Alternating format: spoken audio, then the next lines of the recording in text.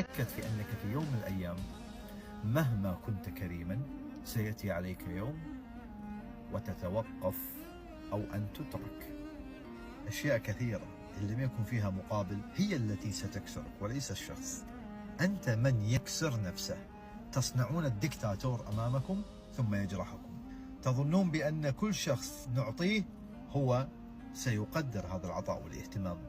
يا جماعة، من الانطباع الأول إذا رأيتم بأن هذا الشخص لم يقدر العطاء أو لم يبادلك إياه أو لم يظهر امتنانه لك، توقف من البداية ولا تقول أصبر عليه لعله وإن شاء الله ويا رب ما ينفع أبدا.